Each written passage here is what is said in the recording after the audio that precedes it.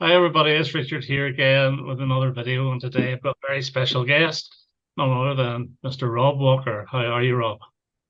Hi Richard, how are you doing? I'm Thanks doing for inviting me on. well. This one was your idea, so it was. So I was happy to jump on it. So basically, what we're Yeah. going to do today is we're going to have a little bit of a discussion about the band, The Police. Now, they've had five albums, and how we're going to do this is talk very briefly about how we got into the Police, and then we'll go through each album, dissect each album, not too long, and then at the very end, we'll pick our five favorite LP tracks. However, I do have a question to ask Rob at the end to see if he agrees or if he disagrees on something. He has no idea what this question is. So, first of all, Rob, how did you get into the Police, and when were you first aware of them? So it'd have been 79. Me too. And I became aware of the Police when Reggatta de Blanc came out. Um, so I kind of got into Outlandos and Reggatta de Blanc at the same time because when Roxanne, Can't Stand Losing You were released as singles off Outlandos, it didn't really sell very well. And the BBC were a bit iffy Mm, about the song Roxanne, yeah, and they also, the cover of Can't Stand Losing You as well wasn't very sort of politically correct or whatever. It didn't go down well. yeah. So I kind of at that time both there was a lot of singles by the Police coming in the chart, Mm-hmm. and it was just a perfect time for me. I was like 14, 15. And I've said before, the Police are like the first band that I really got into, and it felt like they were my band. I just loved the look of them. And then also Sting was in Quadrophenia. That's right. So even though I've not seen Quadrophenia, I liked the sort of the what I'd seen about the film. I wasn't old enough to sort of see it, but I liked the jam. I was getting into sort of ska and two tone, etc. So, and when you look back at the film Quadrophenia, he's got a big part in it, but then he hasn't. He doesn't really say much in it, but he's kind of iconic in it. So, like I say, the Police were my first band. Whereas, what about you, Richard? When did you sort of get into them? Well, I was first aware of them with Can't Stand Losing You whenever it hit the charts, and then Yeah, Rocks came in after it. Now, those two singles were released a year before, apparently, but yeah, they did absolutely nothing. As no, it's, I didn't buy anything. My first single I bought by the Police was actually "Da Do Do Do Da Da Da Da," and all right, my first LP was Zenyatta Mondatta, and I got it cheap from my brother's friend who didn't like it, so he sold it to me for £1. The next single I actually bought was Invisible Sun. And then I got the album Ghost in the Machine for Christmas in '81. Um, in between that, I bought Outlandos second hand from someone, and I can't remember who, but yeah, so I had three albums by that time. And then I didn't get Reggatta de Blanc until Christmas '82 because my brother said apparently it's rubbish. And I took him by his word. But I loved the two singles, Walking on the Moon and Message in a Bottle. So I took a gamble on it and got it for Christmas, and I loved it, apart from a few songs at the time. And I never bought Synchronicity till years later when I saw it in a sort of a flea market, as you would call it, in their junk shop. And I bought it right, then. I had it on tape. Somebody else had it, and I borrowed it and taped it on one side. And I didn't think it was worth getting unless it was extremely cheap. yeah, So, but since that, the Police have grown and grown and grown on me, and I've really got to appreciate them a lot more now than I actually did then. yeah. So, if we go to the very first album, this one here, I'm showing CDs. You're doing it properly, I'm sure. Yeah. Oh, we've got the red one. Yeah, I want the green and the yellow one as well. See, I don't like the red one because it doesn't have the lights. Yeah, I've Yeah. got I've got the So, blue one as well. But yeah, well, like I say, go on, Richard. You talk about it first if you want. no, first of all, I think this is a really good album. I do not think it's perfect though. It starts off brilliantly with Next to You, which is not really like the Police. It's more like their Fallout single. It's more punk. It's more in your face, Yeah. which I think is great. But the next song, So Lonely, defines the Police because it has got that reggae feeling to it. And I'm sure you're aware whenever that was a hit single in 1980, everyone was singing Sue Lolly, the Yeah. the newsreader at the time. Yeah. Roxanne, brilliant. The songs I didn't like was Whole in My Life. I thought it was a dirge. I thought it was bluesy, and I thought it was boring. And the song I don't like now is Be My Girl, Sally, which the Be My Girl bit, I think that must have been Sting that wrote that because it's a catchy little, almost childlike chorus. But then the Sally bit is just ridiculously rubbish. Sorry. And then Masaka Tanga is one that's actually grown on me. I think it's like a good sort of a reggae type vibe. But generally speaking, a really good album. And it's a very, very good starter album for the Police. Yeah. Yeah. Well, so this is perfect. Right. Okay. Absolutely. Fair. Absolutely perfect. There's these people who sit around, in smoky jackets talking about the best debut albums. I think Rolling Stone magazine, if that's got any credibility, I think it might have had it as the 32nd best debut album of all time. So I want to know what the other 31 are, because I know people talk about the Clash and they get excited, but the Jam, of course, my favourite band, their debut album, it ain't as good as this. So I love everything about this album. But since I spoke to Richard about doing this video, all I've been doing really is listening to the Police. You can throw all the other records in the bin and just listen to the Police. That's how good they are. The chemistry, they're like brothers, aren't they? There's so much footage of the Police on YouTube. They were quite different at the time. They didn't mind sort of filming each other, which is like the opposite a lot of bands from the late 70s. But Can't Stand Losing You is just unbelievably. I mean, don't forget the Police, who were very good at sort of marketing themselves as well. They had sort of Miles Copeland as their manager. And, they went over to America and did loads of tours, which a lot of British bands didn't do. They actually had more success in America early doors than they had over here. But like you say, I actually love Holding My Life. I think it's brilliant. Be My Girl, Sally was always the one that I was always a little bit iffy about, but I love that. So, nearly all these albums are perfect. So it's very, very difficult to grade them for me personally. So, yeah, 10 out of 10 album, Outlandos no More. Where would you put that in your top 5 then? Well, we'll have to talk about that in a bit. Okay. No, I agree with you on most things. I don't agree with you on Be My Sally or Be My Girl, Sally. And Whole in My Life, I do agree that it is much better than what it was, because when I was playing it last week, I actually really enjoyed it for the first time. Yeah. So this album got to number 6 here. Yeah. It only got to number 23 in the States, which is a bit of a disgrace, really. And I think it's the cover. I think it's the red letter. Okay, the 1979, and this, to me, is the perfect album, Reggatta de Blanc.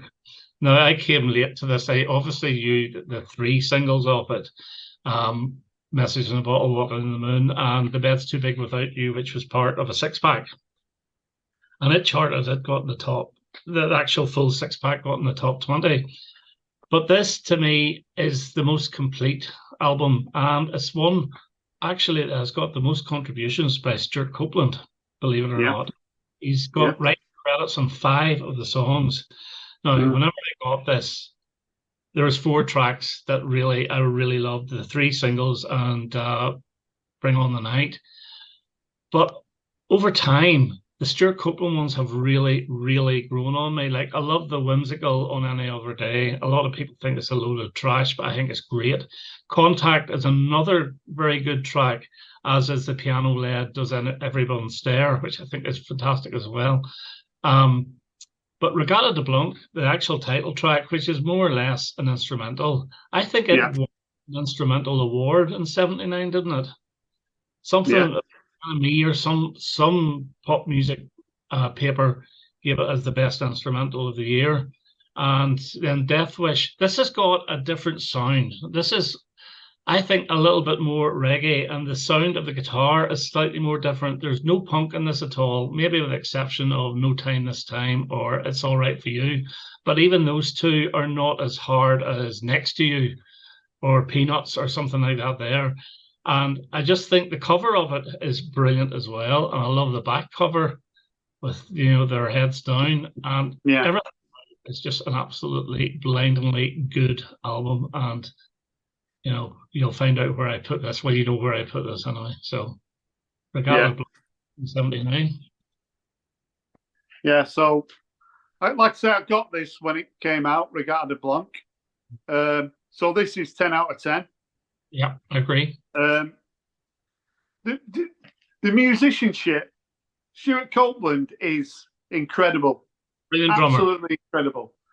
And Andy Summers is an amazing guitarist. Don't forget, he's 10 years older than the other members of the band. And, he played with Soft Machine. And he'd been like a bit of a session guitarist for Neil Sedaka and David Essex and Joan Armatrading and people like that. But just listening to this album, I can remember putting it on, playing it. Don't forget, when I got this album, I didn't have any. This was probably one of the first albums I ever got. So I just played it and played it and played it. And I always thought The Bed's Too Big Without You should have been a single. So the fact that it was included in that sort of 6-pack, that's how big the Police were. They could reissue sort of singles that were only a year or two old and get in the charts. A little bit like the Jam in that respect. Because they're, ironically, another fantastic three-piece. But the Jam couldn't produce the sound that the Police produce. Totally different bands, but, both great British bands. But the producer on this album is called Nigel Gray. Now, back in the day, I didn't give a monkey who produced the album, but he actually produced the first 2 albums and then co-produced the 3rd album. And there is a sound on the first 3 albums that's different to the other 2 albums. And it's funny with Nigel Gray because he also produced Susie and the Banshees, Kaleidoscope and Juju. But then that's about all he ever produced. He kind of retired to Cornwall. He did a few like Lotus Eaters and people like that. But people like Radiohead talk about the production on this album, the sound of it, how amazing it is. And I could talk wax lyrically about all the tracks like you've done. But, when I say the album's 10 out of 10, then I think I've covered all the bases. I love every song on here. I mean, I think Reggatta de Blanc actually means white reggae in French or something like that. So, I don't know whether Sting kind of, he must have liked that title. There was something about the Police, their first album titles, there was something a little bit mysterious about them. But yeah, again, for me, I think when I did my 1979 favourite albums, I had this as number 2 behind Drums and Wires. But, it would have been so close. And if you ask me now, maybe it'd be number 1. So, yeah, another 10 out of 10 album for me. I think the sound of that is like a progression from the first album. I think the first album is a little bit more raw. This one's a little bit more refined. And the 3rd album is a different sound as well, because the guitar for this boy, Zenyatta Mondatta, which I believe is the only title that doesn't mean anything. I think it's a made-up words. Outlandos obviously means something of love, and Reggatta de Blanc is white reggae, but this doesn't mean anything at all. But the guitar, this is like, it's got a trembly feel or an echoey feel. Do you know what I mean? Especially if you Yeah, listen yeah, to the do do do da da da da. It's got that feel, which she didn't quite get on Reggatta de Blanc, but I love this album as well. Now, I will admit, whenever I bought this, I bought it off a friend for £1, I think it was, and only got it because Don't Stand So Close to Me, which I love and I still love. But I struggled with the rest of the album for a long time, especially side two. But now I'm nearly veering towards side two being my favorite off this. There is not a bad track off this. The only one that I'm not quite as keen on, and it's the Stuart Copeland one this time, and it's Bombs Away, which is all right. yeah, It's good, but it deserves to be on the album. But to me, it's just slightly weaker.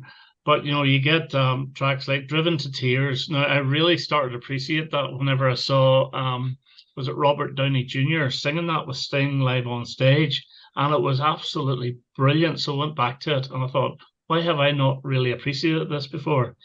And then we get the one that you really love, "When the World is Running Down, You Make the Best What's Still Around," which I think is a really good track, and I love the way that it comes in immediately after "Driven to Tears." yeah. There's no gap whatsoever there. "Canary in a Coal Mine" is the catchy one off this, which I think is great. And then one of my favorites is "Voices Inside My Head." Now, I remember whenever back in 1980, what would have been 81, the start of 81, they showed a video on one of the shows. I can't even remember. Was it Tiswas or something like that? And they showed a video of "Voices Inside My Head," and I thought, right, this is going to be the next single, but never came about. But I really do love it. It's almost like an instrumental as well. It starts off a little bit like "Sound and Vision" by David Bowie, a different song, but the Yeah, instrumental part for about a minute and a half before they start singing, really good. And then "To Do Do Do," "Behind My Camel." Oh, brilliant instrumental. And I believe Sting hated that. I don't even know if he actually plays on it, but it's right. a Summers one, magnificent. "Man in a Suitcase" goes back to almost like your Reggatta de Blanc type reggae. And then you get "Shadows in the Rain," which is a little bit jazzy. And I think he played that live as well a few times, solo Sting, but it's Yeah, really good. Then Stuart Copeland's "Other Way of Stopping" is another great track. To me, this is a 9.9 out of 10. wow. Good enough. Yeah. So, yeah, Zenyatta Mondatta. So, I've spoke before about this album. When I see it, but this is a new one Oh where my we got God. paid £4 for this one. So when I see it, if I see it a fiver or under, I buy it because I want to give it a good home. I know it don't make any sense, but But so all my friends love the Police. So they're like a gang of maybe 9, 10 of us that all love the Police. But there was a couple of us who really love the Police. Me and a lad called Steve Holt. And when this came out, I didn't actually buy it because I think I just started working. I was a bit skint. So I used to borrow his copy all the time and got into it that way. I bought the singles, but it was a year or two. Maybe that's why I keep buying it now. That I think I borrowed his copy and I'd hold of it for like a year or something like that. But there's another thread going around the VC at the moment. There seems to be a lot of threads, etc., going around. One of them's like the perfect side of an album. Like you say, side one on here, "Bombs Away" is the weakest one, but everything else I absolutely love. And side two, it isn't as instant. I can understand, a 16-year-old, a teenager putting this on, liking the singles, and then maybe it got a little bit, just a little bit too much. It wasn't as instant. But like you say, if you got this on CD in the car, then those songs are going to just get in your head. I know we not spoke about the B-sides by the Police, but a lot of the B-sides by the Police, there's instrumental tracks. Every little thing she does is magic. The B-side to that, that could have been on this album. But again, no surprise.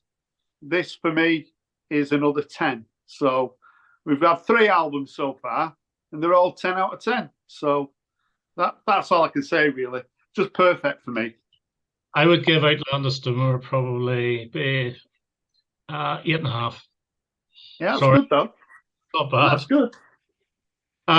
Regala de Blanc, I forgot to mention, #1 in the UK, of course. Number 25, their worst chart position in the US. Right. And #5 for Zenyatta Mondatta in the US. And of course, #1 in the UK. Now, this is where I think we are going to differ. This is actually the first Police album I bought brand new. Well, I got as a present, brand new. And I bought it on the strength of the Invisible Sun single, which I had. And I did love everything she does. Every little thing she does is magic, but I never bought it for some reason. And then I saw this documentary with Jules Holland. I don't know if you remember it, whenever he went over to Montserrat and they were recording this. And you saw snippets of them performing in this, and I thought it sounded great, especially the song One World Is Enough for All of Us. And I thought, oh, it's going to be a really good album. I bought it, and the first 3 singles came up because the very first song is Spirits of the Material World, which was the most recent single at the time. And I thought, yeah, those 3 are great. And then it fell apart for me. It really did. Yeah. I didn't like that rehumanize. Well, rehumanize yourself is not bad. Hungry for You is the 4th track. I just didn't like it. I didn't like the French way he sang, the French lyrics. Demolition Man, I thought was a mess. Now, I will say I do prefer Grace Jones's version by a long way from her next album. Side 2 started off badly with too much information, which I didn't really like either. And Omega Man, I thought was dreadful, which is a big hit over in America. Everyone seems to love it. However, it did finish well for me with Secret Journey, which I thought was a very good song, and then The Brilliant Darkness, which is a Stuart Copeland song. But to me, it's a different feel. It's a different production. It's cluttered. There's too many horns. It's too clean as well, and it's too loud. And that's why this one has fallen down for me, and I would probably give this 6.5. Yeah. So, Ghost in the Machine is a definite, for me, drop off from the first 3. Because the first 3 are perfect, and this ain't perfect. No. So, but I do like Spirits in the Material World. I think it sounds great. So this is Hugh Padgham now, who produced this album, who produced XTC amongst others. And this does sound different again. I love the first 3 and the last 3, I love. So that Amiga Man, I absolutely love that. Absolutely love it. But Sting won't let him release it as a single. They wanted it to be a single in the UK, but he wouldn't release it. Because Invisible Sun came out as a single, and that don't sound like a single to me. No, it's not. It did very well. I think it got to #2 at the time with the Troubles in Ireland as well. But every little thing she does is magic does not fit on this album. No. It's fantastic. To me, that should have been a standalone single. Because I've heard people say, oh, that should have been the opening track on the album. But can you imagine having that as the opening track on the album and then playing the rest of this? It's totally different from anything else. It's fantastic, but it doesn't belong on this album. And it definitely... I remember, because I bought this when it came out. So I wouldn't have had loads of money, and I bought it. And I think I was a bit, I was getting into the jam more. And I think this kind of turned me onto the jam even more, because I was pretty disappointed with it. Playing it back over the last few months, I do enjoy it, but I still think it doesn't sound like the Police in the middle. So if you have the CD, sort of tracks 4 to tracks 9, they wouldn't stand up. But like I say, Darkness is a great song. Secret Journey I love as well, and I do like Amiga Man as well. So to me, this is a definite drop off, and it's probably 7.5, something like that, maybe 7. That's not bad. Not bad. No, I just think that album is geared towards the American market. I think so. I Yeah. really do. And as a result, it got to number 2 in the States. Yeah. It got to number 1 in the UK because they all got to number 1 apart from Outlandos de Blanc. But yeah, definite drop off, which leads to this one, which is really the big American album, Synchronicity. I never got this at the time. I managed to find a copy and taped it, and that was it. And the reason I didn't buy it was I didn't think it was that good. Now, obviously, you've got Every Breath You Take, which is a brilliant single, overplayed, but I still love it to bits. Yeah. The second single, Wrapped Around Your Finger, I actually bought, and I really do enjoy it. But to me, it's still a drop off in quality compared to something like Walking on the Moon or Message in a Bottle or any of the ones of Outlandos or Zenyatta Mondatta, but it's still good. King of Pain, I never really liked at all, although I appreciate it a little bit more. And that Synchronicity 2, I just think is not the Police, so it's not. And the whole of side 1, funny enough, the 2 tracks I really do like on side 1 are Mother and Miss Gradenko. Yeah. So I think they work very well, Andy Summers and the what you call it, Stuart Copeland song. But the rest, to me, I just don't think it's that great quality. And it's their best-selling album. Fair play to it, but to me, it's not the best. Yes. So this has got 35 different covers. Something like that, yeah. Album. Yeah. So, but I've only got one copy of it. I can remember I bought it again when it came out, and I enjoyed it. I still enjoy it. I think I like it better than Ghost in the Machine. So Tea in the Sahara is the closing track. But it's, don't get me wrong, this isn't as good as the first 3. It's nowhere near. It's nowhere near for me. Walking in Your Footsteps, Mother. I never liked that. That's one of those tracks that my dad would come in and say, call this music, one of them. But Synchronicity 2, Synchronicity 2 is a bit of a weird one, isn't it? Prefer Synchronicity 1. Like you say, Every Breath You Take is a classic, isn't it? There's no denying. King of Pain, Wrapped Around Your Finger. But I think Sting said that they played Shea Stadium, like 70,000 people in '83, and I think he kind of thought this is the end because we're never going to better this. We might equal it, but we're never going to better it, sort of success-wise. And I'm glad they split up because, similar to my other favourite sort of band, The Jam, you've just got that time capsule of like 5-6 years. Yeah. All the strengths, all the weaknesses, but a fantastic band. And I'd probably give it 8. I actually played it this morning because I've been in work and I actually enjoyed it more this morning than I remember recently. So it's a strong album, but I don't think it's on par with the first 3. I'd give it a 7. So if I'm ranking these albums, my 5th is Ghost of the Machine, 4th, Synchronicity, 3rd, Outlandos de Blanc, 2nd, Zenyatta Mondatta, and the 1st is Reggatta de Blanc.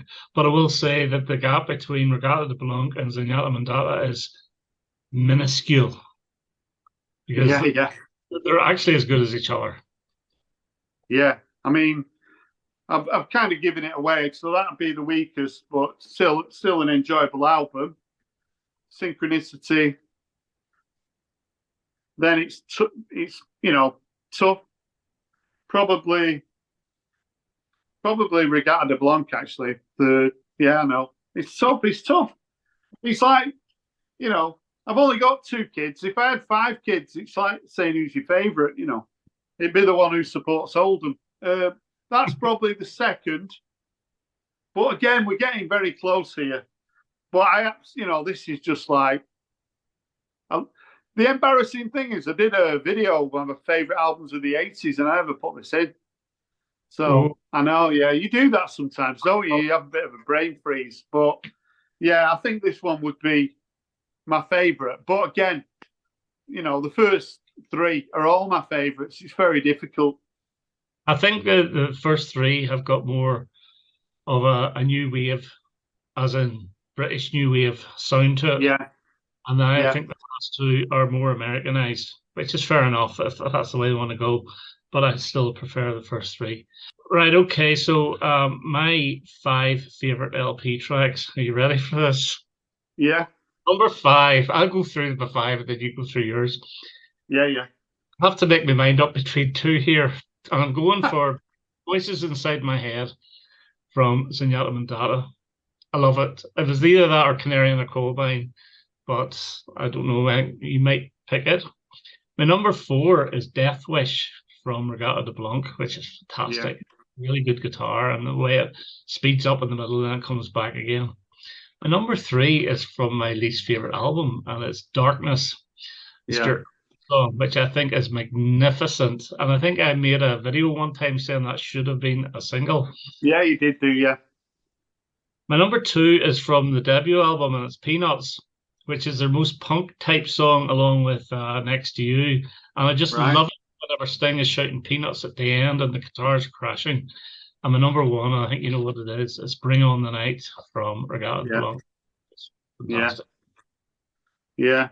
I mean, so my number 1 is When the World is Running Down. I knew that. That's my number 1. My number 2 is Driven to Tears. I nearly had that as well. Yeah. And my number 3 is Voices Inside My Head. Yes, get in there. Right. I just pick everything off this album, what I've got. Right. And then it's just so difficult, isn't it? I mean, I'm gonna pick Hole in My Life because okay. you know, Richard, you know, you don't have to pull a face.